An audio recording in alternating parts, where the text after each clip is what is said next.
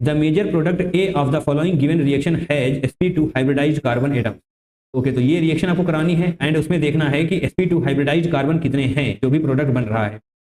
Okay, तो सबसे पहले हम रिएजेंट को लिखते हैं। क्या है जनाब, 27 di methyl 26 octa di ene, octa यानी कि 8 कार्बन हैं, तो 1 2 3 4 5 6 7 8, 8 कार्बन हो गए। 27 डाई मिथाइल, तो दूसरा वाला कार्बन ये रहा जनाब। अगर हम यहाँ से काउंटिंग करते हैं 1 2 3 4 5 6 7, 7 पे मिथाइल हो जाएगी, ग्रेट। 2 पे मिथाइल, 7 पे भी मिथाइल हो चुकी है, great. 27 di methyl, 26 octa di ene, 26 यानी कि 2 पर इन होगी एंड 6 पर भी इन होगी, यानी कि डबल बॉन्ड होगा। 1 2 3 4 5 6, ओके दैट्स ग्रेट। ये रहा हमारा 27 डाई मिथाइल 26 ऑक्टा डाई इन, ग्रेट। अब हम इसकी रिएक्शन करवाने वाले हैं H+ के साथ। तो जनाब जब इसकी रिएक्शन H+ के साथ करवाई जाएगी तो क्या होगा, ये वाला डबल बॉन्ड यहाँ से हटाकर हम प्लस कर सकते हैं। यस जनाब कर सकते हैं। करते हैं सबसे पहले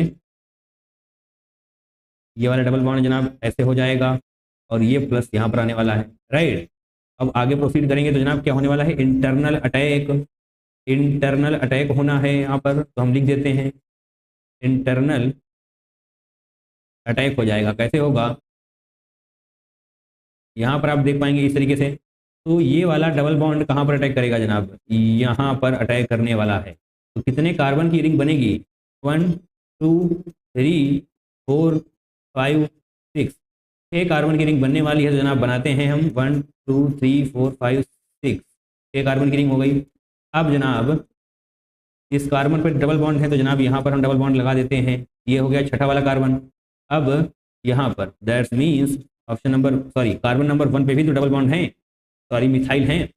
6 कार्बन नंबर 6 पर एंड कार्बन नंबर 1 पर मिथाइल है। तो जनाब 6 अगर ये वाला है तो 1 यही वाला तो होगा। 1 2 3 4 5 6, तो यहाँ पर भी मिथाइल हो जाने वाला है। तो जनाब यहाँ पर प्लस भी तो होने वाला है, यस यहाँ पर प्लस हो जाएगा। अब आगे बढ़ते हैं, अब होने वाली है मिथाइल शिफ्ट, राइट। यहाँ पर हम लिख देते हैं मिथाइल शिफ्ट होगी, राइट। आपको मिथाइल शिफ्ट हाइड्राइड शिफ्ट के बारे में आना चाहिए, नहीं आ रहा जनाब जाइए पता करिए, पढ़िए, राइट। मिथाइल शिफ्ट और हाइड्राइड शिफ्ट के बिना रिएक्शंस में दिक्कत होने वाली है। तो ये मिथाइल शिफ्ट यहाँ से मिथाइल यहाँ पर आएगी तो प्लस यहाँ पर आ जाने वाला है, मिथाइल ये रही और ये प्लस हो जाने वाला है, राइट। तो फर्दर जो बनेगा उसको बहुत ही ध्यान से देखना है। ये तो 2 मिथाइल यहाँ पर हो जाने वाली हैं और ये तो रहेगी ही रहेगी और ये बॉन्ड कंप्लीट हो जाने वाला है। ये बन चुका है आपका प्रोडक्ट ए। इसके बाद कोई मिथाइल शिफ्ट हाइड्राइड शिफ्ट नहीं होने वाली, यही है जो आपसे पूछा गया था। एंड जनाब यहाँ पर क्या है, sp2 हाइब्रिडाइज्ड कार्बन एटम्स आपसे पूछे गए हैं। तो बताइए यहाँ पर कितने sp2 हैं, एक जनाब ये रहा sp2, एक ये रहा sp2, तो यानी कि 2 कार्बन ऐसे हैं जो sp2 हाइब्रिडाइज्ड होंगे, ग्रेट। यहाँ पर हम 2 लिख देंगे एंड यही हमारा सही आंसर है। हेलोजिनेशन का मतलब क्या होता है, addition of halogen, great. Halogenation of which one of the following will yield meta substituted product with respect to methyl group as a major product. ठीक है, मिथाइल ग्रुप की क्या है, with respect to methyl group की respect में कौन सा ऐसा है जो मेटा सब्स्टिट्यूटेड प्रोडक्ट का फॉर्मेशन करने वाला है एज अ मेजर प्रोडक्ट। ठीक है जनाब, यहाँ पर क्या है, CH3 CHO CH3 OH CH3 NO2 CH3 NO2, right. तो जनाब electrophile ortho and para position पर अटैक करता है with respect to better electron releasing group. दोबारा से इलेक्ट्रोफाइल जनाब कहां पर अटैक करेगा, इलेक्ट्रोफाइल ऑर्थो पैरा पोजीशन पर अटैक करेगा with respect to better electron releasing group. Electron releasing group जहां पर बेटर होंगे, जिसके जो इलेक्ट्रॉन रिलीजिंग ग्रुप बेटर होगा उसकी ऑर्थो एंड पैरा पोजीशन के अकॉर्डिंग इलेक्ट्रोफाइल अटैक करने वाला है, इलेक्ट्रॉन रिलीजिंग ग्रुप, राइट। इसके अकॉर्डिंग ऑर्थो एंड पैरा पर अटैक होने वाला है इलेक्ट्रोफाइल का। तो जनाब ध्यान से देखिए, ठीक है, आपको इतना तो पता चल गया कि ऑर्थो एंड पैरा पोजीशन पर अटैक होगा। बट आपसे पूछा गया है विद रिस्पेक्ट टू मिथाइल की रिस्पेक्ट में मेटा सब्स्टिट्यूटेड प्रोडक्ट क्या बनने वाला है, राइट, ग्रेट। 1 को देखेंगे, 2 को देखेंगे, 3 को देखेंगे, 4 को देखेंगे। तो जब आपको पता होना चाहिए कि इलेक्ट्रॉन रिलीजिंग ग्रुप का ऑर्डर क्या होता है, ये सारी चीजें पता होंगी तो क्वेश्चंस में आसानी रहने वाली है। अभी तक हमने रिवीजन वीडियो नहीं कराया इसके रिगार्डिंग, बट जैसे ही PYQs की सीरीज कंप्लीट होती है जनाब हम रिवीजन वीडियोस कराने वाले हैं, राइट। सब कुछ आपको दिया जाएगा, ठीक है। तो चैनल को सब्सक्राइब करके रखना है ताकि ऐसा क्वालिटी कंटेंट आपसे मिस ना हो, ठीक है। CH3OH की बात करते हैं। CH3OH के केस में CH3OH के केस में जनाब OH better electron releasing group होता है, electron releasing group, right, electron releasing group. तो बेटर इलेक्ट्रॉन रिलीजिंग ग्रुप होता है OH in comparison with CH3। अभी अभी आपको बता करके आ रहे हैं हम इलेक्ट्रॉन रिलीजिंग ग्रुप के according ortho and para position पर सब्स्टिट्यूशन होने वाला है। तो जनाब OH को मानते हैं हम, राइट। OH की रिस्पेक्ट में ऑर्थो एंड पैरा कौन कौन सा है? ये रहा ऑर्थो, राइट, और ये रहा पैरा, सही है। ये तो जनाब मेटा हो जाएगा इसकी अगर हम रिस्पेक्ट में बात करें। अब आपसे पूछा गया था मिथाइल के बारे में। मिथाइल की रिस्पेक्ट में मेटा सब्स्टिट्यूटेड कौन सा होगा? देखिए जनाब, पेन चेंज कर लें तो आपको समझ आ जाएगा। Just a second. अब जनाब बात करते हैं CH3 की। CH3 की रिस्पेक्ट में ये ऑर्थो होगा, ये मेटा होने वाला है, राइट। CH3 की रिस्पेक्ट में ये ऑर्थो होगा, ये मेटा होने वाला है। तो यस जनाब, यही सही आंसर होने वाला है, राइट।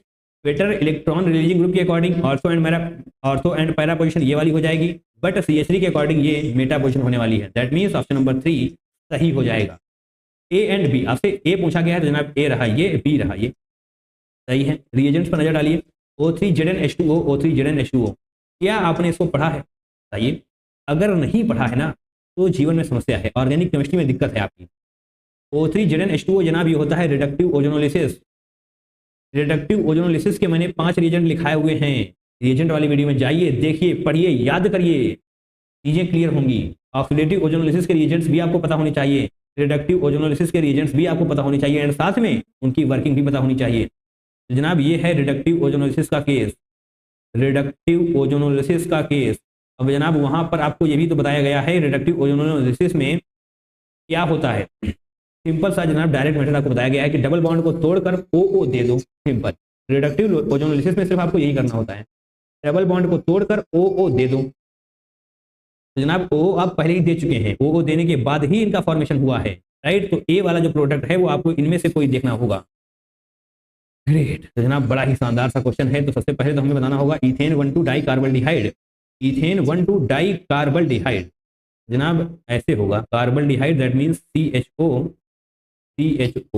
राइट। ये आपने बना लिया है इथेन 1,2। देखिए इथेन का मतलब क्या हो जाएगा, 2 कार्बन, एक ये, इथेन 1,2 डाई कार्बल्डिहाइड, ग्रेट। ट्राइऑक्सल और ऑक्सल्डिहाइड जनाब ये कैसे होगा, CHO, तो CHO होता है ना, CHO,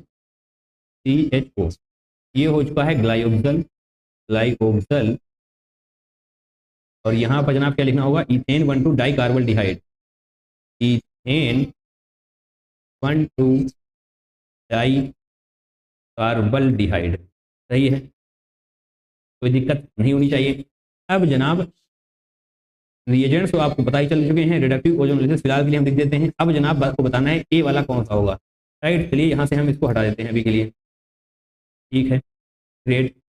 अब जनाब आपको ऑप्शंस देखने हैं, तो ये क्वेश्चन अच्छा हो जाता है क्योंकि जनाब एक एक ऑप्शन के थ्रू आपको जाना पड़ेगा, राइट। 1 मिथाइल साइक्लोहेक्स 1,3 डाईइन, साइक्लोहेक्स 1,3 डाईइन, यहाँ पर भी ओके। तो सभी में जनाब बदले बदले हैं, अगर आप एक भी करेक्ट कर लेंगे तो आपका काम चल जाएगा, ठीक है। O3Zn5 ऑक्सोहेक्सानल हेक्सानल, तो यानी कि यहाँ पर भी बना लेते हैं हम। पी वाला क्या होगा, जो होगा देखा जाएगा, 5 ऑक्सोहेक्सानल, यानी कि जनाब 6 कार्बन होने चाहिए, 1 2 3 4 5 6, 6 कार्बन हो गए। और जनाब 6 कार्बन पर क्या है, CHO है, क्योंकि अल लिखा है, अल बोले तो एल्डिहाइड, OL होता तो एल्कोहल होना चाहिए था, राइट, AL एल्डिहाइड। 5 ऑक्सो, तो 1 2 3 4 5, यानी कि 5वें कार्बन पर ऑक्सीजन होगा, राइट। यहाँ पर आप CH3 लिख सकते हैं समझने के लिए। अब आपको सोचना है कि यहाँ पर यहाँ तक कैसे पहुँचा गया है, ओके, ठीक है। जैसा कि मैंने आपसे कहा रिडक्टिव ओजोनोलिसिस में क्या होता है, डबल बॉन्ड को तोड़कर OO दे दो। तो यहाँ पर आपको क्या करना है, OO वापस कर दो, डबल बॉन्ड को मिला दो, OO वापस कर दो, डबल बॉन्ड को मिला दो। तो जनाब यहाँ पर O इसको दिया गया है, O इसको दिया गया है, O यहाँ पर भी दिया गया है, O यहाँ पर भी दिया गया है, यानी कि 2 डबल बॉन्ड्स को तोड़ा गया है। तो दोनों डबल बॉन्ड को मिला देंगे, हमें हमारा प्रोडक्ट मिल जाने वाला है, सही है। तो इसको थोड़ा सा अच्छी तरीके से लिख लेते हैं हम, जस्ट अ सेकेंड। क्या था, CHO था, तो CHO जनाब यहाँ पर ऐसे ही लिखते हैं, CHO O। देखिए लिखा वही है, बस तरीका बदल गया है। अब इन दोनों ऑक्सीजन को आप हटाइए, इन दोनों ऑक्सीजन को हटाइए एंड यहाँ पर डबल बॉन्ड कर देंगे अभी हम। जस्ट अ सेकेंड, ये जनाब डबल बॉन्ड हो गया ऐसे, ये डबल बॉन्ड हो गया ऐसे। सही है। अब बताइए ये जो स्ट्रक्चर आप अपनी आंखों के सामने देख रहे हैं ये क्या है? बेंजीन तो नहीं है क्योंकि यहाँ पर डबल बॉन्ड हो चुका है, यहाँ पर सिंगल बॉन्ड ही है। बट कितने कार्बन है? 1 2 3 4 5 6, 6 कार्बन है। दैट मीन्स साइक्लोहेक्सेन तो है बट हेक्सेन नहीं, डबल बॉन्ड है इसलिए इन आने वाला है। कुछ कुछ क्लियर हो रहा होगा। तो 1 मिथाइल साइक्लोहेक्स 1,3 डाई इन, क्या ऐसा है? साइक्लोहेक्स 1,3 डाई इन है। तो जनाब नंबरिंग कर लेते हैं इससे पहले। तो जनाब नंबरिंग करेंगे हम कहाँ से? यहाँ से करेंगे। तो यस यहीं से करना पड़ेगा हमको। 1 2 3 4 5 6, राइट। तो इन कहाँ कहाँ पर है? डबल बॉन्ड कहाँ पर है? एक तो पहले कार्बन पर है 1 2 3, तीसरे कार्बन पर है, यानी कि 1,3 डाई इन होने वाला है, राइट। तो यहाँ पर क्या है? 1 मिथाइल नहीं है ना। 1 मिथाइल कहाँ से? मिथाइल मिथाइल कुछ नहीं है, सिंपल साइक्लोहेक्सेन है, 1,3 डाई इन है। तो ए वाला होगा नहीं, साइक्लोहेक्स 1,3 डाई इन। तो यस ये हो सकता है। सी नहीं, ये भी नहीं होगा, 1 मिथाइल कैसे? डी यहाँ पर भी साइक्लोहेक्स 1,3 डाई इन है। तो ऑप्शन नंबर बी और डी में अब कंपटीशन बचा हुआ है। ओके, तो बी वाले को हम सॉल्व करेंगे। बी में क्या है? यहाँ पर भी जनाब ऑक्सीजन दिया गया है, तो जनाब इस ऑक्सीजन को वापस ले लें अगर हम, और यहाँ पर ओके, इसका मतलब इन दोनों को ऑक्सीजन दिया गया है, यहाँ से ऑक्सीजन लिया गया है, यहाँ से। ओके तो जनाब ये थोड़ा सा फिगर अगर और अच्छा हम बना दें तो आपको समझने में आसानी रहने वाली है। फिगर अच्छा ही है बट थोड़ा सा मैनिपुलेट करना है। ये ऑक्सीजन उस तरफ नहीं इस तरफ बनाते हैं, बताइए कोई दिक्कत है? नहीं है। अब इस वाले ऑक्सीजन को भी थोड़ा सा अच्छी तरीके से बनाते हैं, बिल्कुल इस वाले ऑक्सीजन को हम इस तरीके से कर देंगे और ये H तो हो ही जाने वाला है। अब जनाब इन दोनों ऑक्सीजन को अपनी अपनी घर भेज दो, डबल बॉन्ड को जोड़ दो, सिंपल है। ऐसे ऐसे करेंगे, यहाँ पर अब डबल बॉन्ड हम जोड़ देने वाले हैं इस तरीके से, और ये H तो रहने ही वाला है। तो जनाब ये हो चुका है आपका कुछ कुछ प्रोडक्ट। देखिए यहाँ पर कोई कार्बन नहीं है, ये थोड़ा सा टिल्ट जो नजर आ रहा है आपको, इसको सही करने से पहले ये क्या हो गया? सब कुछ ही हट गया। 1 2 3 4 5 6 नहीं, 5 ही था, राइट। 1 2 3 4 5 ऐसे था, राइट। तो यहाँ पर जनाब डबल बॉन्ड ऐसे कर देंगे आप, तो इस डबल बॉन्ड को कंप्लीट ही कर देना था हमें इस तरीके से, राइट। तो ऑक्सीजन को आपने अपने अपने घर भेज दिया, दोनों डबल बॉन्ड को जोड़ दिया। अब जनाब बना है बी वाला, ये बी से नहीं, ये बी ही बन गया है, राइट। ये बी वाला बना है। तो देखिए क्या नाम होगा इसका?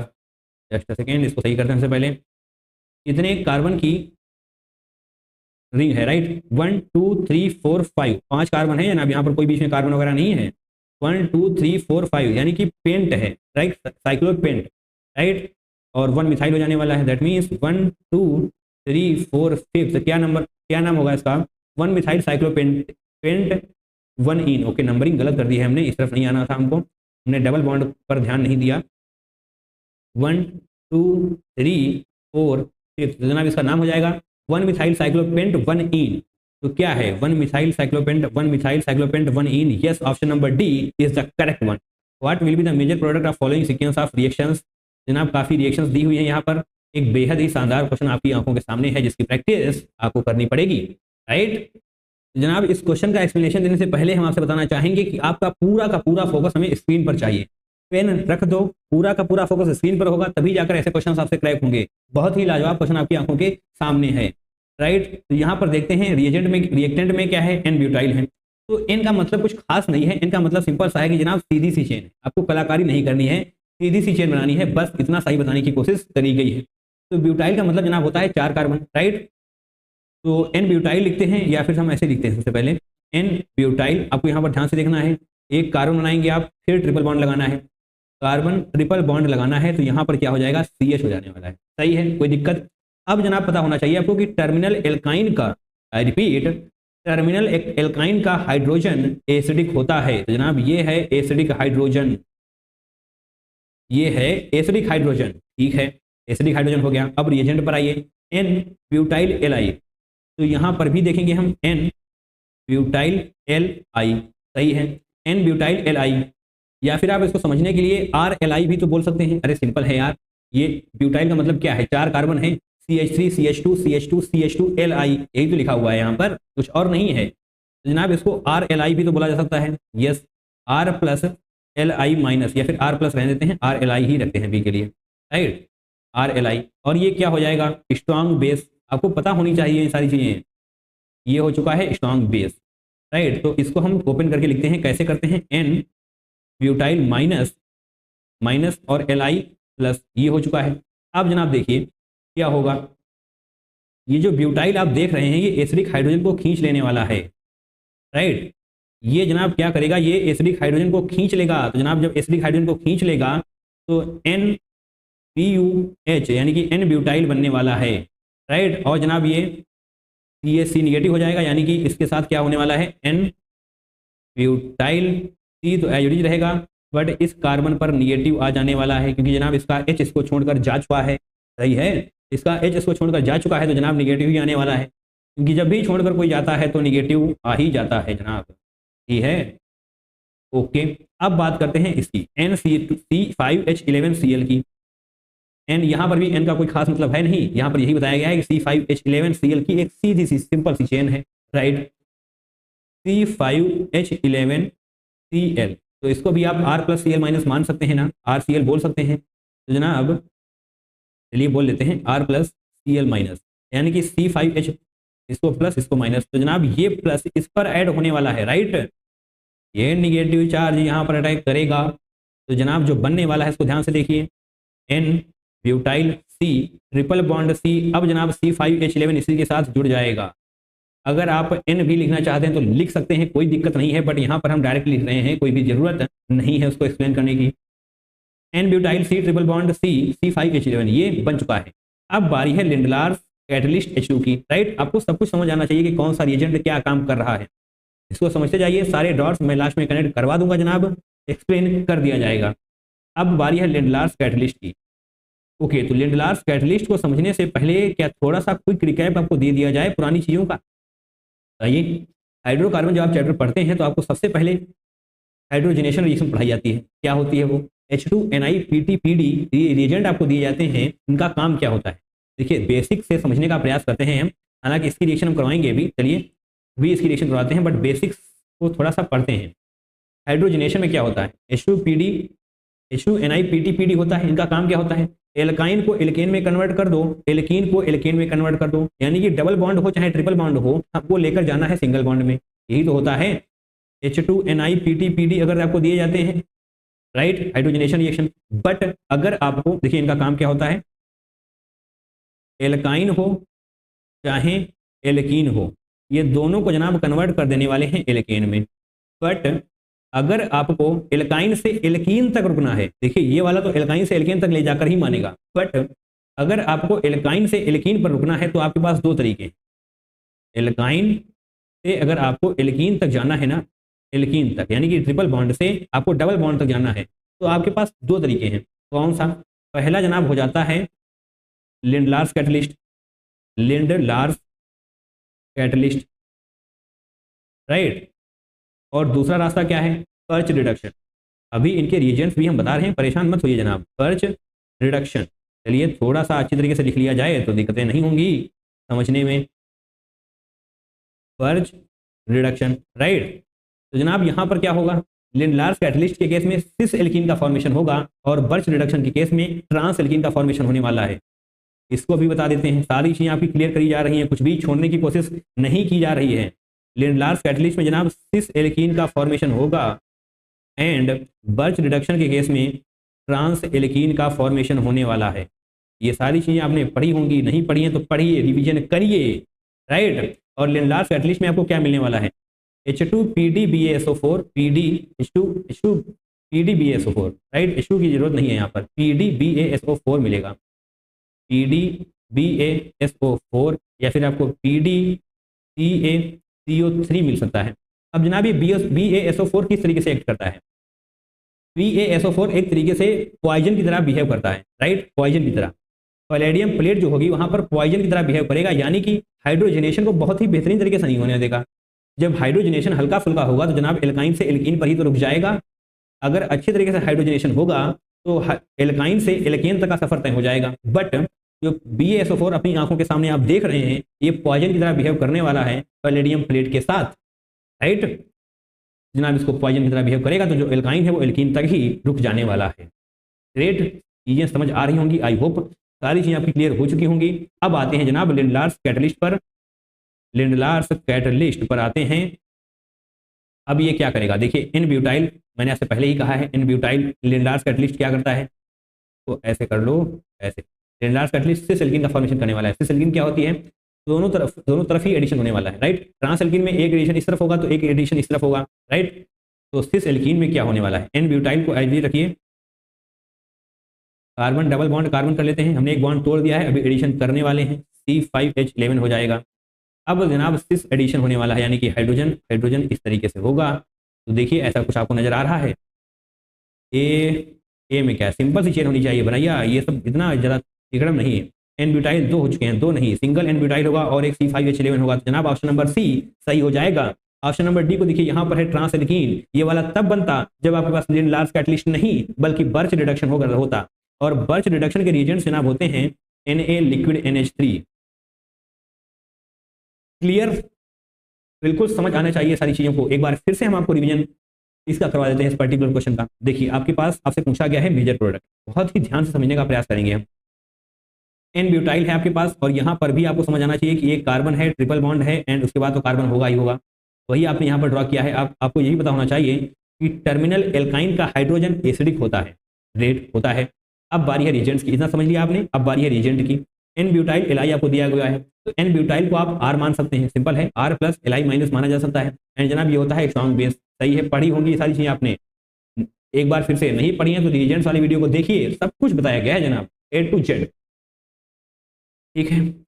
अब इसको माइनस प्लस में आप तोड़ेंगे, Li प्लस होगा तो ये माइनस होने ही वाला है। तो जनाब ये माइनस क्या करेगा, एसिडिक हाइड्रोजन को खींच लेगा। जब एसिडिक हाइड्रोजन खींच लिया गया है तो वहां पर निगेटिव आ जाएगा ना कार्बन के पास, तो यही कार्बन के पास निगेटिव आ चुका है। अब ये निगेटिव जुड़ने वाला है सेकेंड रिएजेंट के साथ, यानी कि C5H11 के साथ रिएक्शन होने वाली है। तो जनाब ये प्लस को ढूंढेगा। ऑब्वियसली अगर निगेटिविटी आ चुकी है तो आप किसी दूसरे की तलाश में रहने वाले हैं, यानी किसी दूसरे पॉजिटिव की तलाश आप करने वाले हैं, राइट।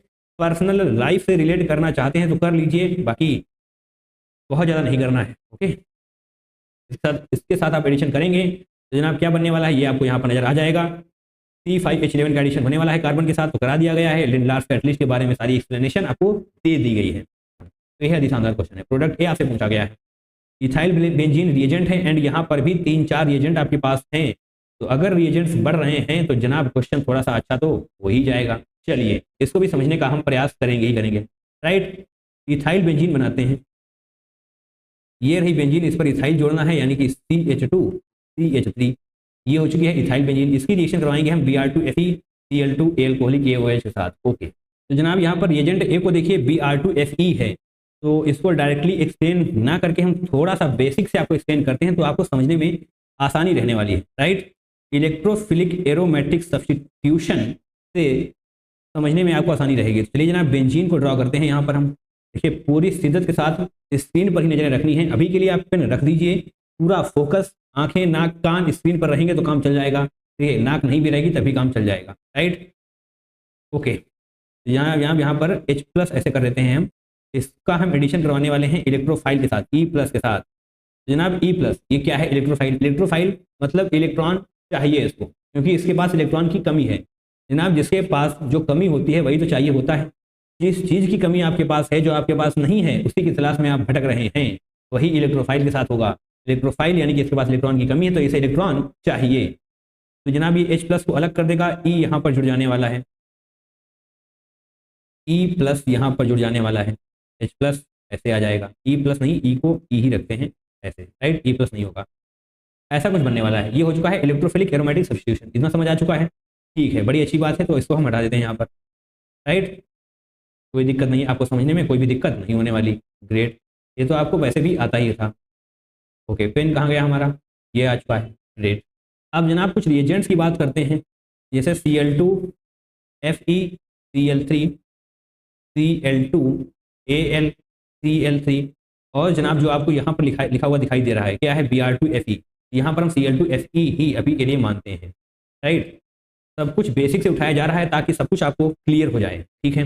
देखिए Cl2Fe कुछ और नहीं है, ये at the end Cl2Fe Cl3 की तरह ही बिहेव करने वाला है, राइट, सिंपल है, क्योंकि Fe Cl3 यहाँ से बन जाएगा, Cl2 आने ही वाला है, ग्रेट। तो ये इसकी तरह ही बिहेव करेगा। तो जनाब ये दोनों सेम ही हैं, कुछ भी यहाँ पर डिफरेंस नहीं है इन दोनों में, राइट। एंड आप सभी को इतना तो पता ही होगा कि Cl2 की जगह पर आप Br2 भी मान सकते हैं। हेलोजनेशन है ना जनाब, हेलोजन का है तो Cl2 की जगह पर आप Br2 भी मान सकते हैं, बट यहाँ पर हम Cl2 के अकॉर्डिंग एक्सप्लेन कर रहे हैं, ठीक है। ओके, अब बारी है FeCl3 की। तो FeCl3 किस तरीके से बिहेव करेगा, यहाँ पर हम ऐसे बनाते हैं, क्योंकि अभी तो आपको ये पता चल चुका है कि Cl2 FeCl3 की तरह ही बिहेव करने वाला है, ये जो था Cl2 Fe ग्रेड। तो इसको आप ओपन करके लिखिए FeCl3। जनाब यहाँ पर आप देख पाएंगे कि आयरन के पास इलेक्ट्रॉन की कमी है, राइट, इलेक्ट्रॉन चाहिए इसको, इलेक्ट्रॉन चाहिए, यानी कि ये जनाब बिहेव करने वाला है लेविस एसिड की तरह।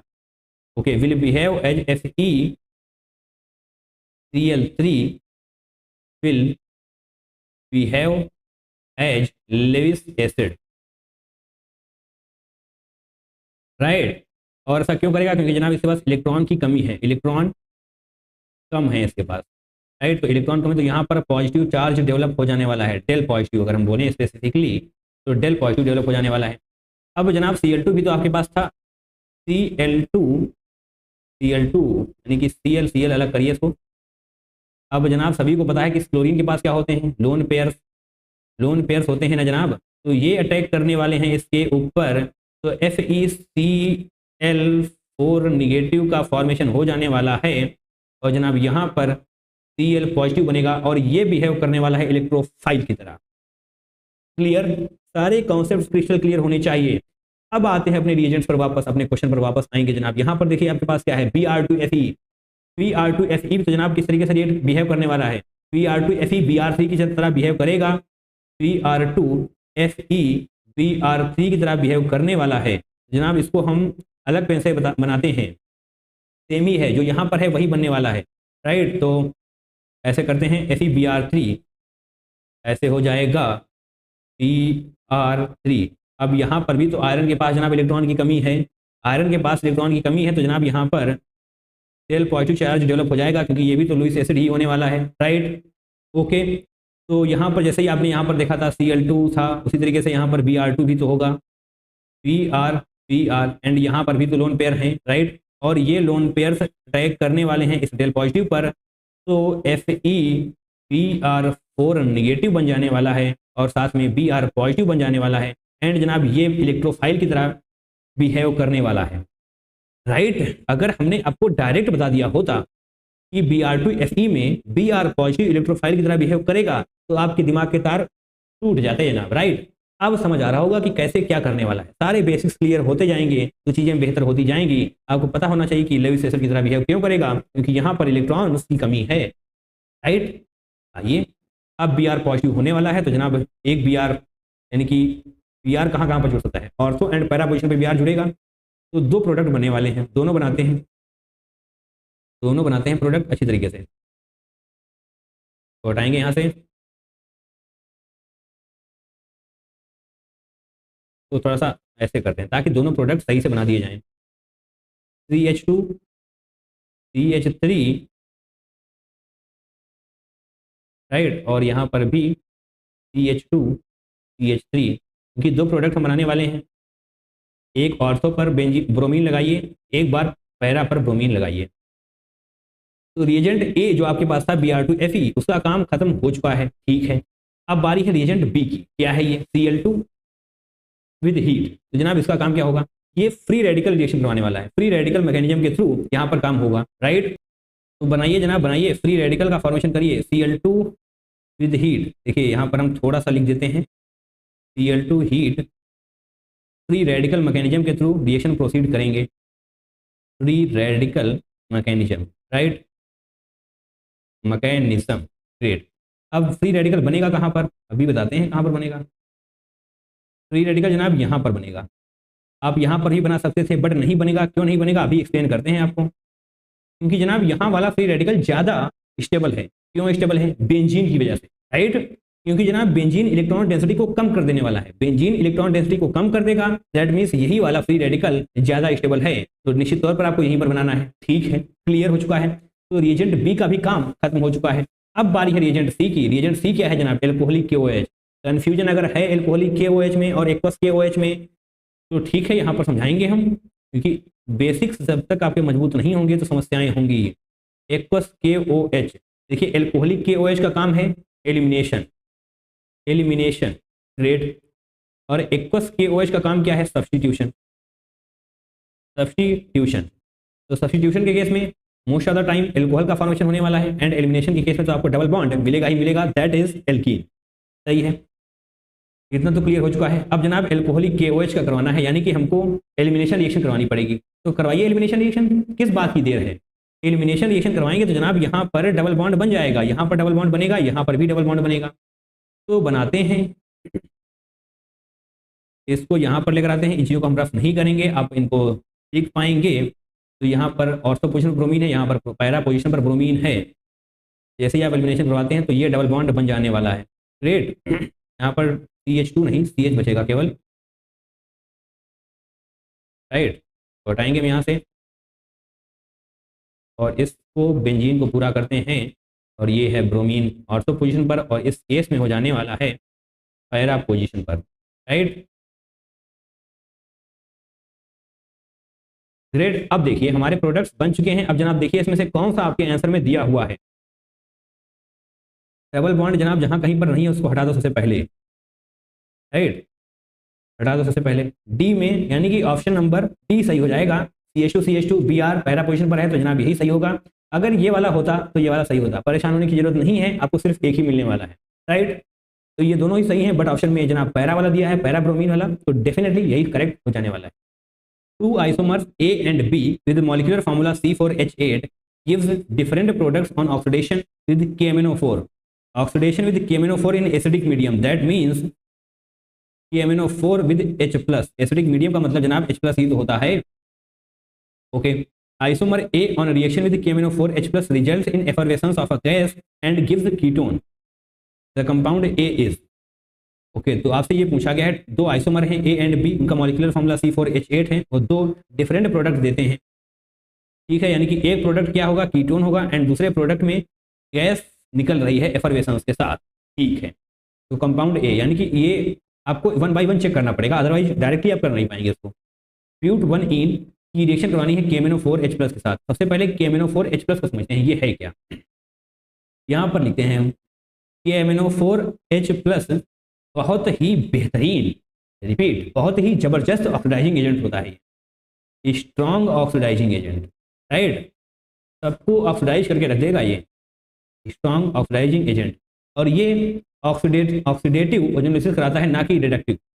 रिडक्टिव ओजोनोलिसिस हल्की फुल्की होती है, बट ऑक्सीडेटिव ओजोनोलिसिस बहुत ही जबरदस्त तरीके से होती है। तो रिडक्टिव ओजोनोलिसिस में क्या होता है? डबल बॉन्ड को तोड़ दो, ओ दे दो, आपने पढ़ा होगा, क्योंकि अभी अभी थोड़ी देर पहले ही आपको तो पढ़ा कर आ रहे हैं सारी चीजें, कुछ पिछले कुछ क्वेश्चन में। ग्रेट। बट ऑक्सीडेटिव ओजोनोलिसिस में क्या करना होता है? एक स्टेप आगे जाना होता है। रिडक्टिव ओजोनोलिसिस में डबल बॉन्ड तोड़ के ओ दे दो, यहाँ पर रुक जाना होता है। बट ऑक्सीडेटिव में इसके बाद भी हमको आगे बढ़ना होता है। डबल बॉन्ड तोड़ के ओ दे दो, उसके बाद CH का कन्वर्जन कर दो COH में, राइट, यानी कि CH को एक ऑक्सीजन दे दो। यहाँ पर लिखते हैं हम दोनों स्टेप, डायरेक्ट मेथड है ये। Double bond, just a second, double bond तोड़ के ओ दे दो दोनों को, राइट। और सेकेंड ऑप्शन क्या हो जाएगा? CH पर ओ का एडिशन कर दो, ओ का एडिशन कर दो, राइट। इतना सही करना है। अब आते हैं जनाब अपने क्वेश्चन पर। ब्यूट 1 सिंपल सा है, ब्यूट 1 ये ऑप्शन को देखेंगे। ब्यूट 1 क्या है? 1 2 3 4 5 1 यानी कि यहाँ पर डबल बॉन्ड होगा। अब इस डबल बॉन्ड को तोड़ना है, ठीक है। डबल बॉन्ड को हमने यहाँ से तोड़ दिया तो बनेगा क्या?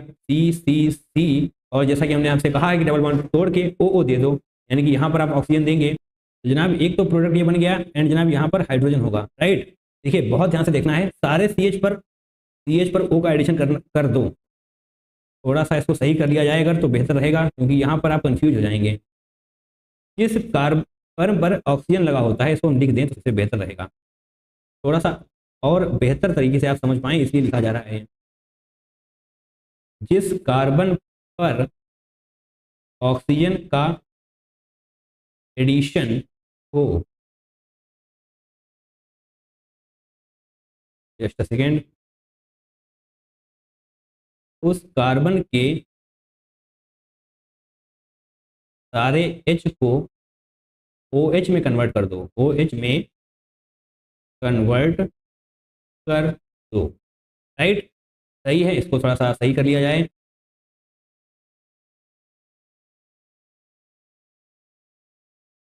ग्रेट, बढ़िया है। अब जनाब बनाते हैं अपना दूसरा प्रोडक्ट, राइट। यहाँ पर तो H हो चुका है, अभी हम आगे बढ़ेंगे। अभी हमने सिर्फ रिडक्टिव ओजोनोलिसिस कराया है, ऑक्सीडेटिव ओजोनोलिसिस अभी कराया जाएगा। तो जनाब यहाँ पर डबल बॉन्ड C, यहाँ पर 2 हाइड्रोजन होने वाले हैं, जैसा कि आपसे कहा गया है इस सेकेंड वाले स्टेटमेंट में कि जिस ऑक्सीजन पर, जिस कार्बन पर ऑक्सीजन जुड़ा हुआ है उस हाइड्रोजन को OH में कन्वर्ट कर दो। तो करते हैं इसको, C ऑक्सीजन तो एज रहने वाला है। अब इस हाइड्रोजन को OH में कन्वर्ट करना है, कर दिया गया है, ग्रेट। यहाँ पर तो जनाब 2 H हैं, तो दोनों को OH में कन्वर्ट करना होगा। जैसे ही आपने ये किया तो जनाब ये तो क्या बन चुका है, कार्बोक्सिलिक एसिड बन चुका है। ये बन चुका है कार्बोक्सिलिक एसिड, और ये क्या है, इसको अभी थोड़ा सा और अच्छे तरीके से किया जाएगा तो क्या होगा, देखिए CO2 का फॉर्मेशन हो जाएगा इस तरीके से, एंड H2O का फॉर्मेशन हो जाने वाला है। तो ये further CO2 along with H2O का फॉर्मेशन करेगा। CO2 वही गैस है जो एफर्वेशन के साथ बाहर जाएगी। तो जनाब वापस से आइए, आपसे यही कहा गया था effervescence, right. Just a second, okay. यहाँ पर क्या है, एफर्वेशन ऑफ अ गैस, तो जनाब यही CO2 गैस है। बट यहाँ पर आपसे पूछा गया है कीटोन, बट जो आपने निकाला है ना वहां पर कार्बोक्सिलिक एसिड आ चुका है, आपको क्या चाहिए, कीटोन। तो ऑप्शन नंबर 1 गलत हो जाएगा, ना कि सही। आधा सही है आधा गलत है, तो ऑप्शन नंबर A बिल्कुल नहीं होगा। अब बारी है B की, cis two butene, cis but two ene लेते हैं हम। ओके, B वाला क्या है जनाब, सिस ब्यूट टू इन। सिस का मतलब है एक ही तरफ होना चाहिए। देखिए कार्बन बना लिए जाएंगे अगर तो आसानी रहने वाली है। कार्बन डबल बॉन्ड कार्बन, और ये कार्बन ऐसे हो जाएगा, ये कार्बन ऐसे हो जाएगा, हाइड्रोजन नीचे आ जाएंगे, हाइड्रोजन नीचे आ जाएंगे, सही है। अब बन चुकी है हमारे पास सिस ब्यूट टू इन, ग्रेट। इसकी रिएक्शन करवानी है आपको। जब आप इसकी रिएक्शन करवाने वाले हैं तो रिडक्टिव ओजोनोलिसिस जब होगा, डबल बॉन्ड टूटेंगे, ओ दिया जाएगा, डबल बॉन्ड टूट गए, दोनों को ऑक्सीजन ऑक्सीजन दिया जाएगा। तो जनाब ध्यान से देखना है, ये ऑक्सीजन यहाँ पर आ जाएगा, ये हाइड्रोजन यहाँ पर आ जाएगा, ऊपर क्या है, कार्बन है। और ऐसा ही जनाब यहाँ पर भी तो बनेगा, कार्बन ऊपर है, हाइड्रोजन नीचे है। अब करवाते हैं हम ऑक्सीडेटिव ओजोनोलिसिस का दूसरा स्टेप, यानी कि इस हाइड्रोजन को कन्वर्ट कर देना है OH में। ये तो ऐसे ही रहने वाला है, अब ये OH में कन्वर्ट हो जाएगा, ये कार्बन में ही रहेगा, और सेम तो यहाँ पर भी हो जाएगा, H OH में कन्वर्ट हो चुका है, और जनाब यहाँ पर तो डबल बॉन्ड होने ही वाला है, राइट। तो यहाँ पर तो वो कुछ भी नहीं है जो हमको चाहिए, क्योंकि हमको कीटोन चाहिए, तो कीटोन नहीं, यहाँ पर तो एल्कोहल मिल रहा है, ओके, कुछ नहीं है यहाँ पर। तो ऑप्शन नंबर B गलत हो जाएगा, सिस ब्यूट टू इन नहीं होगा, तो ट्रांस ब्यूट टू इन भी नहीं होगा। आप चेक करके देख पाएंगे, क्योंकि सिस और ट्रांस में तो जनाब सब कुछ सेम ही रहता है, बट क्योंकि ब्यूट टू इन का जब आप स्ट्रक्चर बनाएंगे तो ये वाला कार्बन नीचे आ जाएगा, बस इतना सही है। तो C वाला भी नहीं होगा, तो ऑब्वियसली D वाला ही सही होगा। तो कैसे होगा उसको देखते हैं। 2 मिथाइल प्रोपीन, 2 मिथाइल प्रोपीन यहाँ पर बनाते हैं। 2 मिथाइल प्रोपीन यानी कि 3 कार्बन है, उसमें से एक पर मिथाइल है, प्रोपीन यानी कि ये डबल बॉन्ड है, ग्रेट। इस डबल बॉन्ड को तोड़ना है और ऑक्सीजन देना है, ठीक है जनाब, दे देंगे। तो C डबल बॉन्ड और ये कार्बन इस तरीके से हो जाएगा, यहाँ पर कोई भी हाइड्रोजन नहीं है, राइट। और यहाँ पर क्या, ऑक्सीजन CH2, राइट। अब ये ऑब्वियसली आपको दिखाई दे जाएगा, थोड़ा सा अच्छे तरीके से लिख लेंगे। अगर हम C डबल बॉन्ड O को ऊपर कर देंगे, H3C यहाँ पर करिए, H3CH3 यहाँ पर कर देंगे, CH3, तो कीटोन है ना, ऑब्वियसली ये कीटोन ही है, इसको हम कीटोन लिख लेते हैं। तो जनाब जो कीटोन आपको चाहिए था वो मिल चुका है, थोड़ी सी ऐसे कर ली जाए, यस। अब यहाँ पर इसको ओपन कर लिया जाए तो आपको दिखाई भी देगा।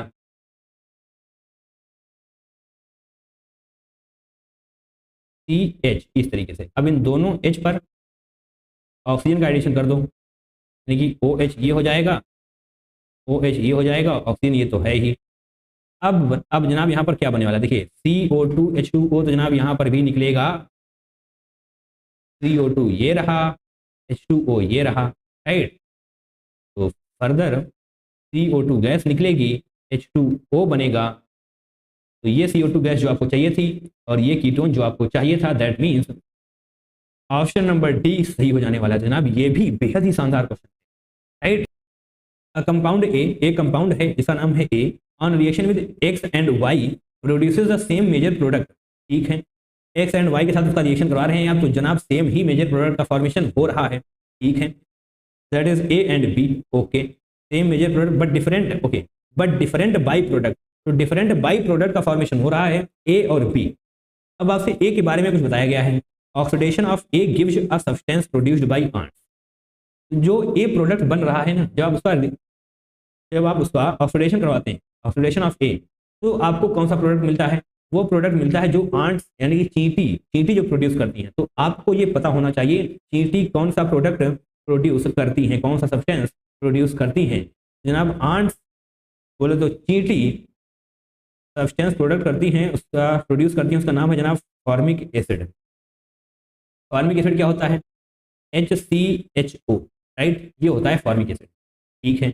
यानी कि जो ए यहाँ पर लिखा हुआ है, अगर आपको दिखाई नहीं दे रहा, थोड़ा सा जूम कर दिया जाए, हाँ जनाब जूम कर दिया हमने, तो जो यहाँ पर आपको ए लिखा हुआ नजर आ रहा है वो जनाब फॉर्मिक एसिड होगा, ठीक है। अब आपको बताना है रिएजेंट्स। रिएजेंट्स की तरफ ध्यान से देखेंगे हम तो पाएंगे KMnO4H+ dilute KMnO4 273, KMnO4 dilute, ये सभी कुछ सारे रिएजेंट्स वाली वीडियो में बता दिए गए हैं। मैंने आप एक वीडियो बनाया है ना, तो आप 101 रिएजेंट्स 2 घंटे 10 मिनट का वीडियो है जनाब, सारे के सारे रिएजेंट्स क्लियर हो जाने वाले हैं, किस रिएजेंट का क्या काम है और क्या इसके साथ रिएक्शन करता है, सही है। ओके, तो एक्स एंड वाई, आपसे एक्स एंड वाई पूछा गया है। O3H2OZn, तो आपको ये पता होना चाहिए ये क्या है, रिडक्टिव ओजोनोलिसिस होता है O3ZN, O3H2OZn। और KMnO4H+, ये ऑक्सीडेटिव ओजोनोलिसिस होता है। KMnO4H+ ऑक्सीडेटिव ओजोनोलिसिस, ये सारी चीज़ें जब आपको पता होंगी तो डेफिनेटली आसानी रहने वाली है। ओके, तो जनाब रिडक्टिव ओजोनोलिसिस में क्या होता है? डबल बॉन्ड को तोड़ दो, OO दे दो, बस इतना ही होता है। बट ऑक्सीडेटिव ओजोनोलिसिस के केस में क्या होता है? डबल बॉन्ड को तोड़ दो, OO दे दो, उसके बाद जिस कार्बन पर ऑक्सीजन का एडिशन हुआ है उस कार्बन के सारे H को OH में कन्वर्ट कर दो। ये डायरेक्ट मेथड आपको बताए गए हैं, आपको लिख लेना है ताकि आसानी रहे। बहुत दिमाग नहीं चलाना है, जो डायरेक्ट मेथड बताए गए हैं उनसे क्वेश्चन को सॉल्व करेंगे तो फटाफट से हो जाने वाले, सही है। तो जनाब ये है आपके पास कंपाउंड, इसका जब आप डबल बॉन्ड देके तोड़ते हैं ना, चलिए इसको हम अलग से बना लेते हैं, अलग से रहने देते हैं, फालतू में टाइम वेस्ट होगा। जब आपने इस डबल बॉन्ड को तोड़ा, राइट, यहाँ पर आपने ऑक्सीजन दिया, तो ये वाला फॉर्मेशन ये बन जाएगा, राइट। आप देख पाएंगे CCH3 CH2 ये सभी कुछ आपको दिखाई दे जाएगा। बट जो ए बनने वाला है वो क्या होगा? H2C double bond O। यहाँ पर हम एक्स के साथ अगर रिडक्शन करवा रहे हैं तो बनेगा। अब आपको ये भी बताया गया है ए क्या है, जस्ट अ सेकेंड, ए है जनाब formic acid, right. Formic acid बोले तो HCHO। अब आपको ये सोचना है कि CH2O से HCHO तक आप कैसे पहुंचेंगे, राइट। आपको ये सोचना है, तो जनाब सोचिए, इसको अगर आप ओपन कर देते हैं, चलिए अगर अच्छी तरीके से बना लेंगे तो चीज़ें आसान रहने वाली हैं। ऐसे कर देंगे हम H और इसको भी सही से बना लिया जाए।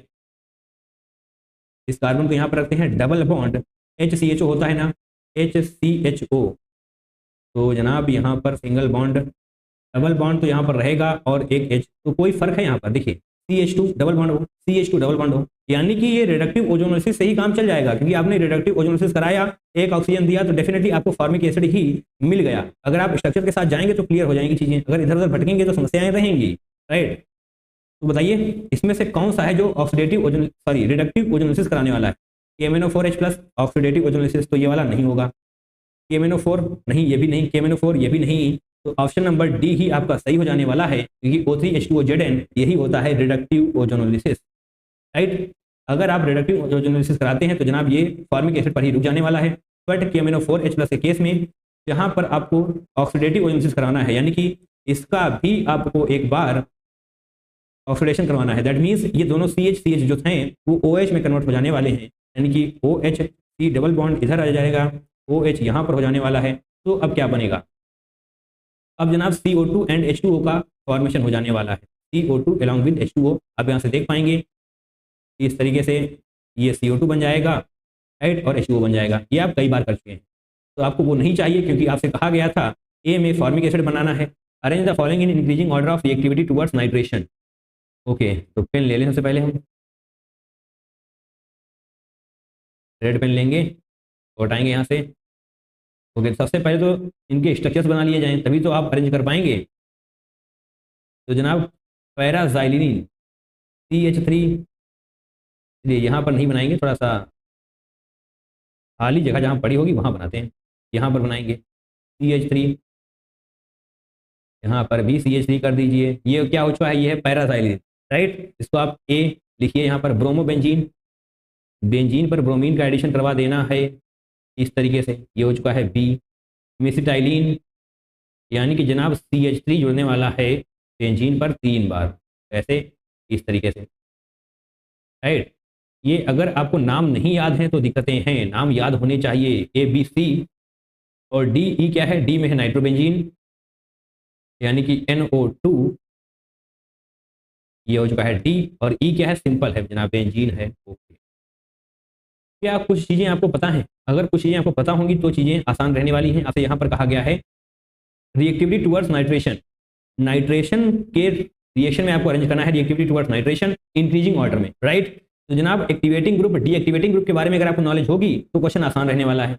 NO2 और क्या है NO2 के साथ, Br, CH3 भी है। ओके, ये दोनों है जनाब deactivating group, right. NO2 Br, ये दोनों के दोनों डीएक्टिवेटिंग ग्रुप हैं, डीएक्टिवेटिंग ग्रुप, यानी इनके एडिशन से रिएक्टिविटी कम होने वाली है, राइट। डीएक्टिवेटिंग ग्रुप आपको पता होना चाहिए। NO2 Br क्या करते हैं, इलेक्ट्रॉन्स को खींचते हैं, इलेक्ट्रॉन्स को खींचते हैं, यानी कि बेंजीन पर रिएक्टिविटी कम होने वाली है, राइट, क्योंकि इलेक्ट्रॉन बचेंगे ही नहीं, पॉजिटिव चार्ज डेवलप हो जाने वाला है बेंजीन पर। बट जैसे ही आप बात करेंगे CH3 की, ये है एक्टिवेटिंग ग्रुप, इलेक्ट्रॉन डोनेट कर देता है, ये एक्टिवेटिंग ग्रुप। जितने ज़्यादा CH3 होंगे उतनी ही ज़्यादा रिएक्टिविटी बढ़ने वाली है। तो बताइए जनाब सबसे ज़्यादा CH3 कहाँ पर है, C में है, तो डेफिनेटली C की रिएक्टिविटी सबसे ज़्यादा होने वाली है। एंड जैसे ही आपने ये क्रैक किया तुरंत आपको आंसर नजर आ जाएगा, ऑप्शन नंबर B सही हो जाएगा, क्योंकि उसके अलावा कोई और ऑप्शन में है ही नहीं यार, राइट। बट हम समझने के इरादे से हैं तो बिल्कुल समझेंगे। अब बताइए CH3 दूसरा कहाँ पर है, ये रहा जनाब, यानी कि C के बाद ये हो जाने वाला है, राइट। तो ये थे एक्टिवेटिंग ग्रुप्स। अब बात करेंगे हम डीएक्टिवेटिंग की, यानी कि ये नॉर्मल कंडीशन से रिएक्टिविटी को कम कर रहे हैं, ब्रोमीन और NO2, बट एटलीस्ट E में कोई कम तो नहीं कर रहा है। अगर कोई एक्टिवेट नहीं कर रहा है तो एटलीस्ट कोई डीएक्टिवेटिंग ग्रुप भी तो नहीं है, दैट मीन्स उसके बाद आने वाला है B। अब जनाब आएंगे activating groups, activating group NO2 and Br, right. आप सभी को पता है कि NO2 डोमिनेट करता है, Br कम डोमिनेट करता है, यानी कि डीएक्टिवेटिंग ग्रुप डोमिनेट करने का मतलब रिएक्टिविटी और भी ज्यादा कम होने वाली है, यानी कि C और D में D सबसे कम होगा, तो B और D आप इस तरीके से लिख देंगे। क्या आपको आपका ऑर्डर मिल चुका है? यस, CBEAC DBEAC, तो करेक्ट ऑप्शन होने वाला है option number C। Great. In bromination of propyne, जनाब प्रोपाइन यानी कि 3 कार्बन ट्रिपल बॉन्ड होना चाहिए, तो ये हो चुकी है प्रोपाइन, ये हो चुका प्रोपाइन। प्रोपाइन इन ब्रोमिनेशन, यानी कि इसका ब्रोमिनेशन आपको करवाना पड़ रहा है। इतनी बड़ी लाइन हमने क्यों बनाई, कोई जरूरत नहीं है इतनी बड़ी लाइन बनाने की, राइट। Br2 करते हैं आप, आपको क्या बनाना है 1122 टेट्राब्रोमोप्रोपेन, टेट्राब्रोमोप्रोपेन यानी कि 3 कार्बन हो जाएंगे। ओके, जस्ट अ सेकेंड, ऐसे कर लेते हैं 1122, ओके, यानी कि 1122 यहाँ पर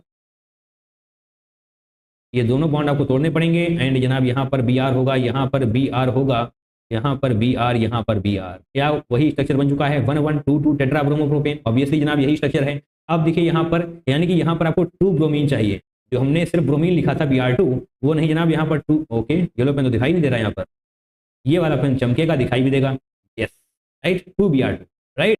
अब देखते हैं यानी कि जनाब क्या होने वाला है। देखिए कुछ थ्योरेटिकल हम लिखेंगे, आपको समझ में आना चाहिए, ये चीज़ें आपने अपनी बेसिक क्लासेस में करी होंगी।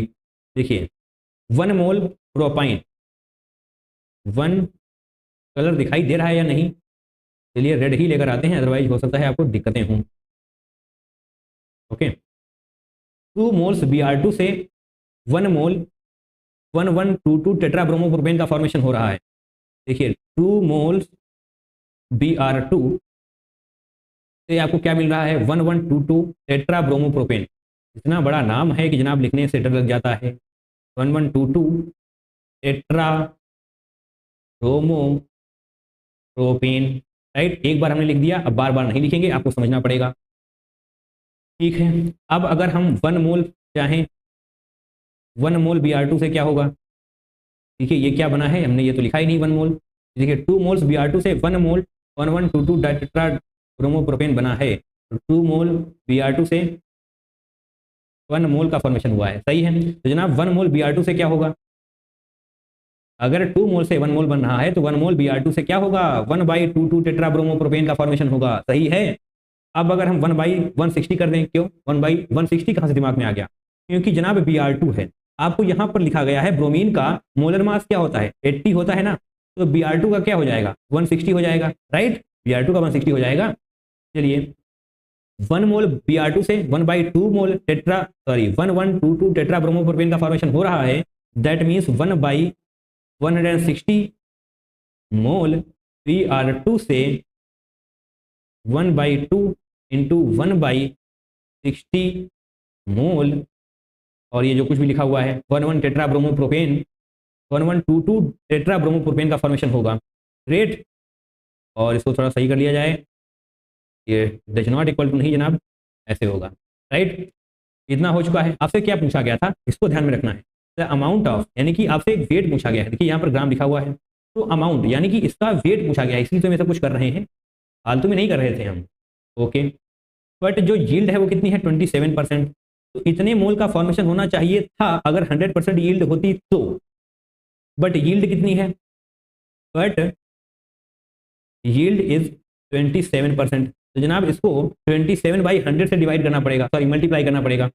1/2 इंटू 1/160 इंटू 27% है, तो 27/100 से मल्टीप्लाई करना पड़ेगा। जनाब इतने मोल्स बनने वाले हैं, एग्जैक्टली इतने मोल्स बनने वाले हैं 1122 टेट्रा ब्रोमोप्रोपेन के, ठीक है। बट आपसे मोल्स नहीं पूछे गए हैं, मोल्स देते हैं हम, बट आपसे पूछा गया है वेट, राइट। आपसे वेट पूछा गया है, तो अगर वेट पूछा गया है तो मोल्स इंटू मॉलिक्यूलर वेट करिए, आपको वेट मिल जाएगा।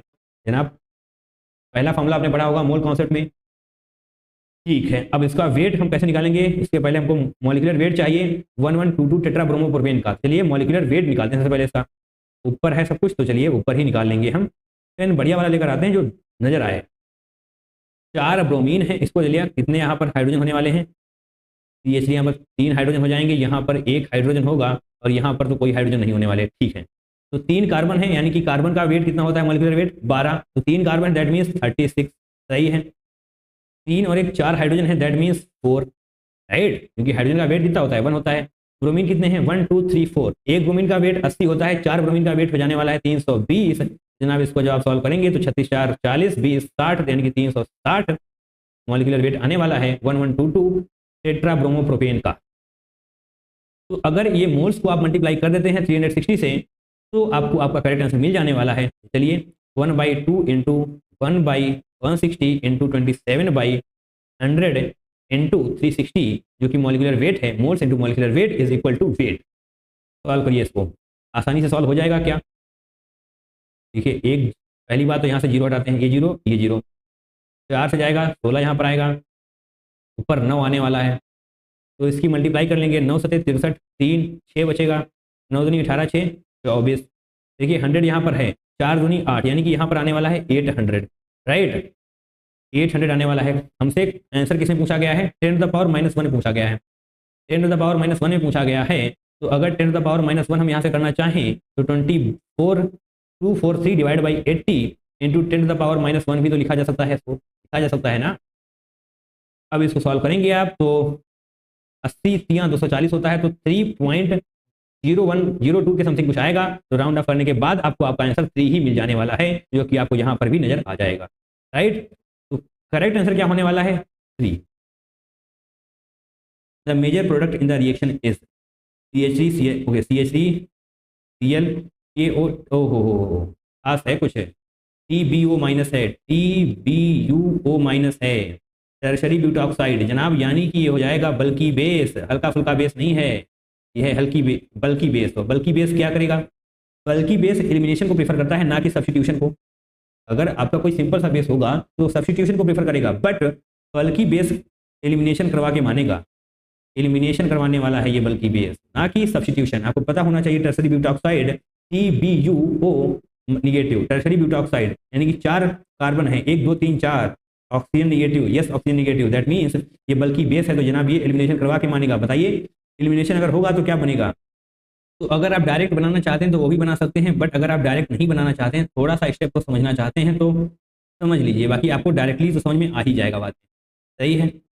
CH3 CH3 CH2H ऐसे ओपन करके लिखो, यहाँ से किसी एक में भी आप ओपन करके लिख सकते हैं। क्यों किया है हमने ऐसा भी बताते हैं। तो ये यहाँ पर पोटेशियम भी है, तो आप इसको टर्सरी ब्यूटॉक्साइड के अलावा पोटेशियम टर्सरी ब्यूटॉक्साइड बोलेंगे तो ज़्यादा बेहतर रहेगा, क्योंकि यहाँ पर K+ भी तो है।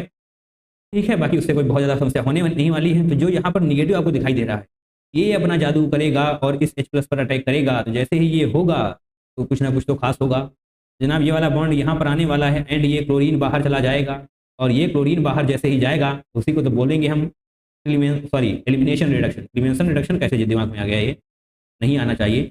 CH3 यहाँ पर हो जाएगा, क्लोरीन बाहर जा चुका है, ये बॉन्ड यहाँ पर आ चुका है, दैट मीन्स CH2 बन जाने वाला है। कोई दिक्कत नहीं होनी चाहिए, क्योंकि ये वाला बॉन्ड यहाँ पर आ चुका है और ये लेकर बाहर जा चुका है H को। ठीक है, ये प्रोडक्ट बन चुका है। बताइए जनाब क्या है इसका नाम? यहाँ से नंबरिंग करेंगे 1 2 3, यानी कि 1 इन 2 मिथाइल ब्यूट, नहीं क्या है ये 1 2 3 2 methyl prop 1 in 2 methyl prop 1 in, that is option number D सही हो जाएगा। अगर आपको नंबरिंग में समस्या हुई है तो देखिए, डबल बॉन्ड को हम प्रेफरेंस देंगे तो ये इस वाले कार्बन से नंबरिंग शुरू होगी 1 2 एंड 3। अगर 1 2 3 यहाँ करेंगे तभी कोई दिक्कत नहीं है, सीधा करेंगे तभी कोई दिक्कत नहीं है, बट एट द एंड आपको सेकेंड कार्बन पर मिथाइल मिलने ही वाला है। तो यस 2 मिथाइल हो जाएगा, 3 कार्बन, दैट इज प्रॉप 1 पर डबल बॉन्ड है, दैट मीन्स प्रॉप 1 इन, यही तो यहाँ पर लिखा हुआ है जनाब। ऑप्शन नंबर डी सही हो जाएगा। बाकी आपको डायरेक्टली भी आना चाहिए कि अगर बल्कि बेस है तो एलिमिनेशन रिएक्शन ही होगी, राइट। बल्कि मैं तो कहूँगा कि डायरेक्ट मेथड आपको जरूर आने चाहिए। अगर मैकेनिज्म नहीं आ रहा है ना तो काम चल जाएगा, कोई दिक्कत नहीं है, बट डायरेक्ट मेथड अगर याद होंगे तो फटाफट क्वेश्चन ठीक होंगे। क्या क्वेश्चन है जनाब? इन द गिवन रिएक्शन, चलिए ये रिएक्शन है 2A can be okay 2 MgTHF methyl benzoate H2O positive. देखिए बहुत ही अच्छा क्वेश्चन है ये। आपसे कहा गया है यहाँ पर A क्या है ऐसा जो इन रिएजेंट्स के साथ मिलकर इस प्रोडक्ट का फॉर्मेशन करेगा, यानी कि C पर 3 pH लगे हुए हैं एंड 1 OH लगा हुआ है, राइट। ये फिनाइल ही तो है, benzene as a substituent phenyl ही तो बोला जाता है। ओके तो जनाब बेंजाइल ब्रोमाइड 1 बाई 1 चेक करना पड़ेगा, उल्टा जाने का कोई चांस होगा नहीं क्योंकि 3 रिएजेंट हैं आपके पास। तो क्वेश्चन बेहद ही शानदार है, ये ऐसा है बेहद ही शानदार। ये ऑप्शन को बनाएंगे बेंजाइल ब्रोमाइड। उससे पहले यहाँ पर सबसे पहले बना ही लेते हैं बेंजाइल ब्रोमाइड क्या होता है। ये होता है बेंजाइल ब्रोमाइड। ब्रोमोबेंजीन क्या होता है? डायरेक्ट बेंजीन से अगर आप ब्रोमीन को जोड़ देंगे तो उसको हम बोलते हैं ब्रोमोबेंजीन। साइक्लोहेक्साइल ब्रोमाइड क्या होता है? साइक्लोहेक्साइल ब्रोमाइड से आप बेंजीन को हटा दीजिए, मतलब बेंजीन से अगर आप ये अंदर वाला बॉन्ड हटा देते हैं तो उसी को हम बोलते हैं साइक्लोहेक्साइल ब्रोमाइड। ठीक है, मिथाइल ब्रोमाइड बोले तो CH3Br, बस आसान है। अब पहले वाले को लेते हैं 2A, यानी कि ए हम मानेंगे बेंजाइल ब्रोमाइड, तो रिएक्शन हम यहाँ पर लिखते हैं 2A बेंजाइल ब्रोमाइड, इस तरीके से ये होने वाला है ब्रोमीन, राइट। इसको हटाइए, ओके।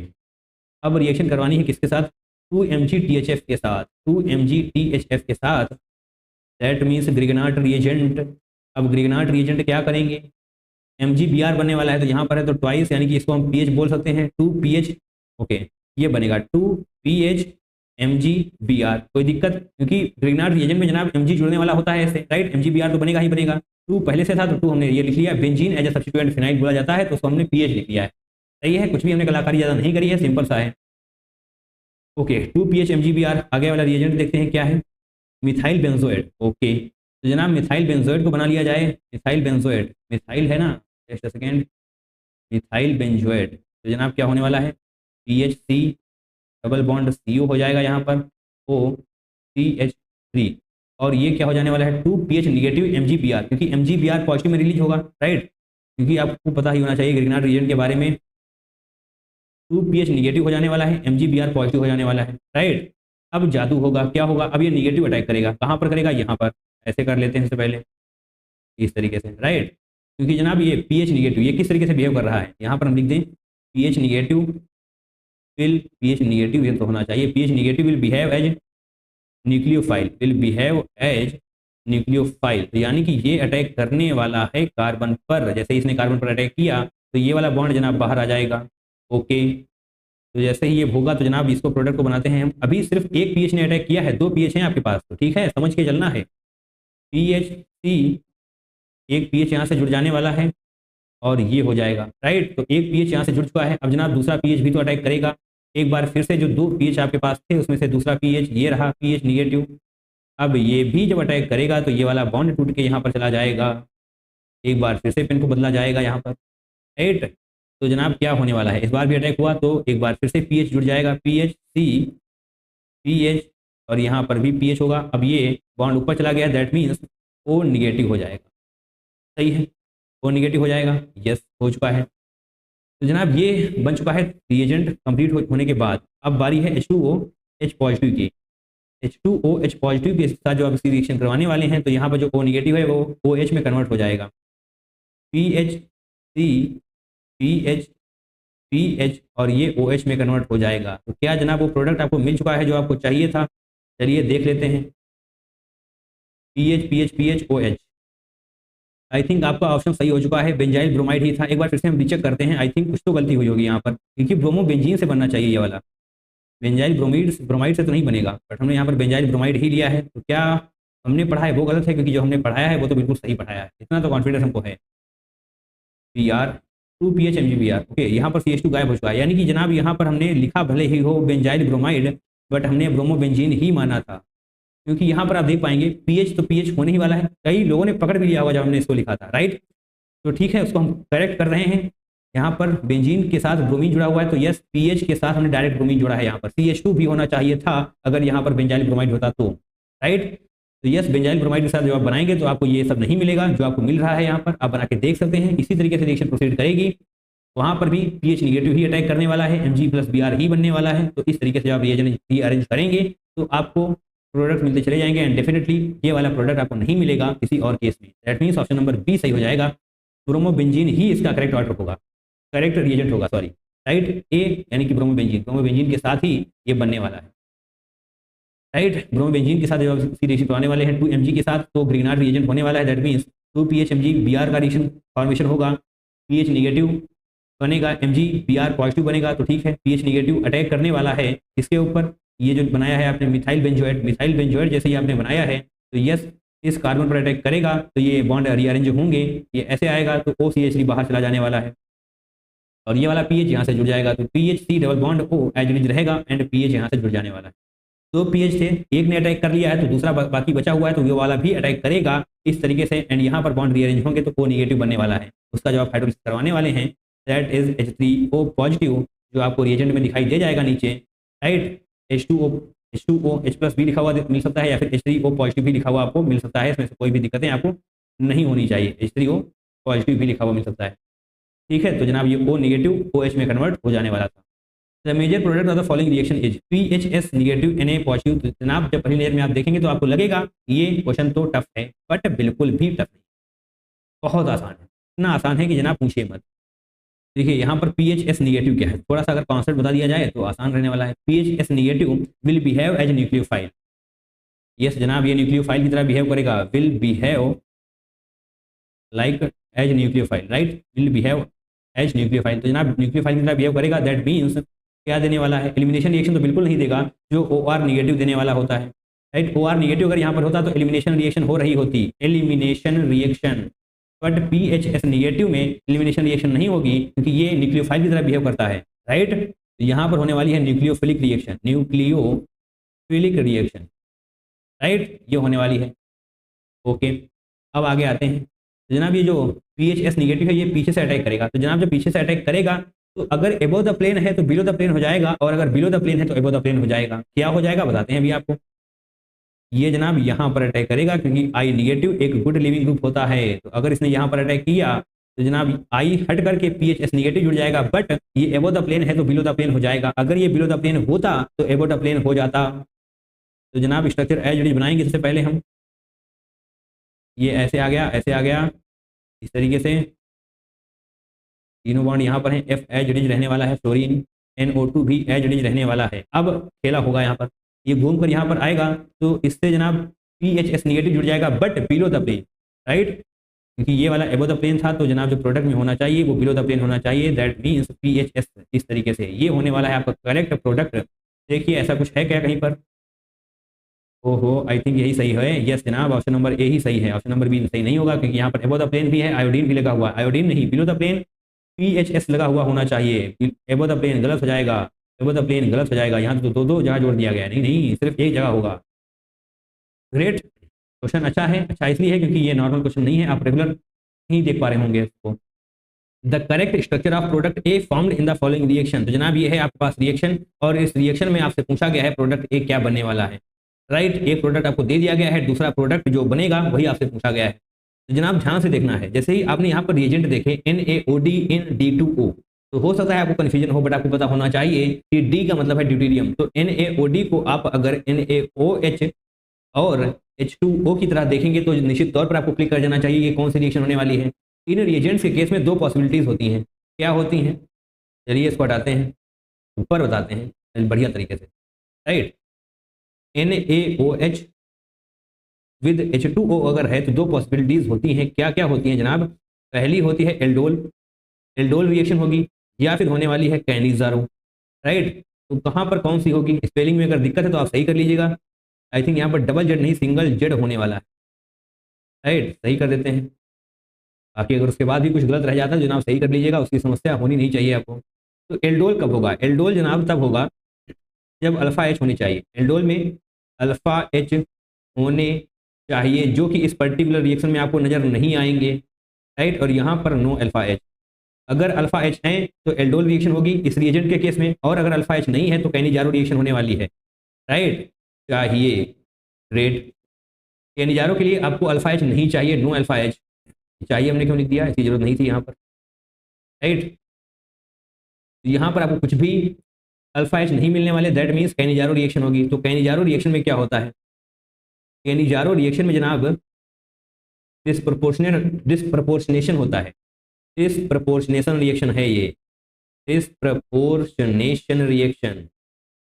क्या स्पेलिंग होती है इसकी? PORTIONATION, right, disproportionation reaction. इसमें जनाब क्या होता है? ऑक्सीडेशन भी होगा, रिडक्शन भी होगा। डिस्प्रपोर्शनेशन रिएक्शन का मतलब क्या होता है? ऑक्सीडेशन रिडक्शन दोनों होने वाले हैं। तो जनाब जब ऑक्सीडेशन होगा तो क्या बनेगा? ऑक्सीडेशन या कैसे किया जाए, कहाँ पर जगह ढूंढी जाए जनाब? इसको हटाएंगे यहाँ से और ये वाला पेन लेकर आते हैं। तो ऑक्सीडेशन के केस में क्या होगा? देखिए यहाँ पर अगर आपके पास एल्डिहाइड होता है ना, तो एल्डिहाइड है यहाँ पर, राइट। तो सिंपल सा बताते हैं आपको, एल्डिहाइड तो जब आप ऑक्सीडाइज कर देंगे तो वो कन्वर्ट हो जाने वाला है कार्बोक्सिलिक एसिड में, राइट, कार्बोक्सिलिक एसिड बन जाएगा। बट अगर रिडक्शन कराया जाएगा, जो कि दोनों होने वाले हैं, राइट, कैनिजारो डिस्प्रोपोर्शनेशन रिएक्शन होती है, तो यहाँ ऑक्सीडेशन रिडक्शन दोनों होंगे। तो रिडक्शन के केस में एल्डिहाइड बदल जाने वाला है एल्कोहल में, राइट, एल्डिहाइड बदल जाएगा एल्कोहल में।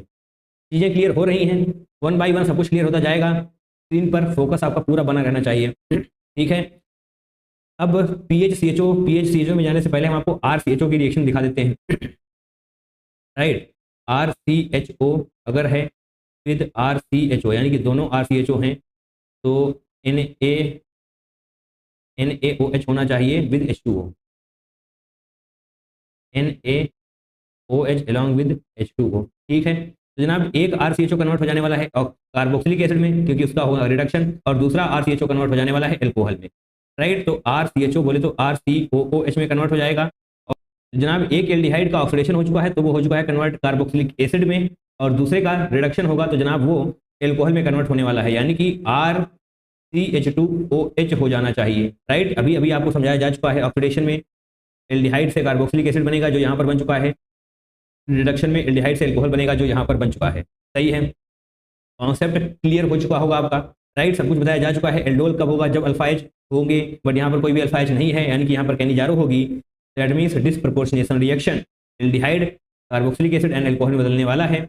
तो अब जनाब अपने क्वेश्चन पर वापस आते हैं, आपका कॉन्सेप्ट क्रिस्टल क्लियर हो चुका होगा, राइट। अगर हुआ है तो जनाब वीडियो को अभी इसी वक्त लाइक कर दीजिए, कमेंट भी करके बता देना है कि वीडियो कैसा लगा।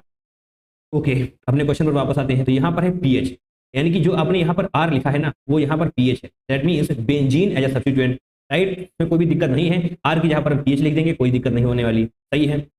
NaOH नहीं, यहाँ पर NaOD है, तो यहाँ पर जो H से आपने आपको एक्सप्लेन किया है वो जनाब H नहीं D से होने वाला है। तो जहां जहां पर H है वहां पर D कर देना है, जहां जहां पर R है वहां पर PH कर देना है, सिंपल। चलिए कर लेते हैं। PH CHO है, PH CHO है, और जनाब रिएजेंट आपके पास क्या है, NaOD in T2O, सही है।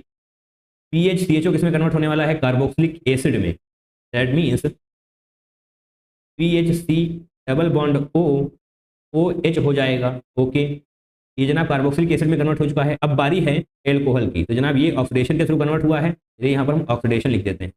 यहाँ पर क्या हुआ है, ऑक्सीडेशन। अब क्या होना चाहिए, रिडक्शन। रिडक्शन के केस में क्या बनेगा, PHCHO, देखिए क्या बना था यहाँ पर, RCHO से RCH2OH बना था, तो PHCHO से क्या बनेगा, PHCH2OH, सही है।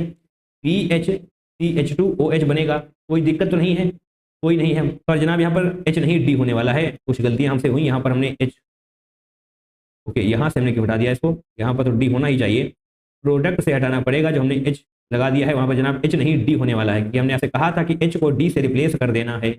यहाँ पर D होने वाला है, यहाँ पर D होने वाला है। ये है आपके करेक्ट प्रोडक्ट, राइट। और ये किसके माध्यम से बना है, ये जनाब बना है रिडक्शन के माध्यम से। अब आते हैं अपने क्वेश्चन पर वापस। ए दिया हुआ है PHCO CO नेगेटिव, ओके, तो यहाँ पर जैसे ही आप D+ को हटाएंगे तो O नेगेटिव आ जाने वाला है, तो इसमें आपको कोई भी दिक्कत नहीं होने वाली। PHCO O नेगेटिव, यानी कि इसको हटाया गया है, ऑब्वियसली यहाँ पर नेगेटिव आ जाने वाला है। तो जनाब कार्बोक्सिलिक एसिड यानी कि ऑक्सीडेशन वाला यहाँ पर दिया हुआ है, तो आपसे रिडक्शन वाला पूछा गया है, तो रिडक्शन वाला PHCH2OD होना चाहिए। तो क्या ऐसा कुछ आपको नजर आ रहा है, चलिए थोड़ा सा स्ट्रक्चर हम ओपन करके बनाएंगे। ओपन करने की जरूरत क्या है, PHCH2OD, OD यहाँ पर होना चाहिए, OD PHCH2, तो ऑप्शन नंबर ए ही तो सही हो जाएगा, क्योंकि PH है, CH2OD, तो जनाब ऑप्शन नंबर ए ही सही हो जाने वाला है। बी में क्या है, OH है, नहीं OH नहीं OD होना चाहिए, गलत। सी में क्या है, PHOD है, बट CH2 होना चाहिए, ना कि D और H, गलत, राइट। और यहाँ पर तो D2 आ चुके हैं जनाब, ये भी गलत, सही है। सिर्फ OD होना चाहिए, सिर्फ OD होना चाहिए, जो कि ऑप्शन नंबर ए में है। जनाब ये क्वेश्चन बेहद ही अच्छा है, इतना भी आसान नहीं है जितना आपको लग सकता है, क्योंकि पता होना चाहिए NaOH इन H2O, दो पॉसिबिलिटी रखता है, एल्डोल कैनिजारो, अल्फा H होंगे तो एल्डोल, नहीं होंगे तो कैनिजारो। डिस्प्रोपोर्शनेशन रिएक्शन आगे कराएंगे। To isomers A and B with molar mass 184 ग्राम पर मोल एंड एलिमेंटल कंपोजिशन, यानी कि कंपोजिशन भी दिया हुआ है, carbon 52.2%, hydrogen 4.9% and bromine 42.9%, give benzoic acid and para bromobenzene. Okay, तो कोई आइसोमर है आपके पास जो बेंजोइक एसिड बना रहे हैं एंड पैरा बेंजोइक एसिड बना रहे हैं on oxidation with KMnO4, right. Isomer A is optically active and gives a pale yellow precipitate when bond with alcoholic AgNO3। Isomer A and B are, तो आपसे A and B पूछा गया है। आपसे यहाँ पर बताया भी गया है कि आइसोमर A है, उसकी जब रिएक्शन करवाई जा रही है KMnO4 के साथ तो बेंजोइक एसिड का फॉर्मेशन हो रहा है, एंड आइसोमर B की जब रिएक्शन करवाई जा रही है KMnO4 के साथ तो पैरा ब्रोमोबेंजोइक एसिड का फॉर्मेशन हो रहा है, राइट। ओके, और आपसे ये भी बताया गया कि आइसोमर A जो है वो ऑप्टिकली एक्टिव है, एंड अगर उसकी रिएक्शन AgNO3 के साथ करवाई जाए तो पेल येलो प्रेसिपिटेट का फॉर्मेशन होता है। तो ये लाइन आपकी काफी हेल्प करने वाली है इस क्वेश्चन को सॉल्व करने में। एल्कोहलिक AgNO3 के साथ रिएक्शन करवाने का क्या मतलब हुआ जनाब, AgBr बनेगा, AgBr बनेगा, उसी को तो बोलते हैं हम पेल येलो प्रेसिपिटेट। पेल येलो प्रेसिपिटेट का मतलब है AgBr का फॉर्मेशन हुआ है, पेल येलो प्रेसिपिटेट का मतलब हो चुका है जनाब AgBr का फॉर्मेशन। तो सोचिए सोचिए कहां पर AgBr का फॉर्मेशन बनने वाला है, आइसोमर A है ना, तो यहां पर आइसोमर A आप क्रैक कर सकते हैं। यहां से AgBr कैसे बनेगा, यहां से ब्रोमीन आप ले जा नहीं पाएंगे, यहां से निकल जाएगा bromine, yes, H3C CHBr C6H5, यानी कि ये है फिनाइल। ओके, तो जब आप इसकी रिएक्शन करवाने वाले हैं फिनाइल, चलिए अच्छी तरीके से डायग्राम बनाया जाए ताकि आपको दिक्कत ना हो, अदरवाइज ऐसे आपको लगेगा कि ये कैसे हो गया। तो फिनाइल यानी कि बेंजीन ऐसे बनाएंगे हम, उस पर ये सभी ग्रुप लगाने वाले हैं, क्या है जनाब, CH3Br, ओके, CH3Br। अब सब कुछ नजर आ चुका है आपको, यस।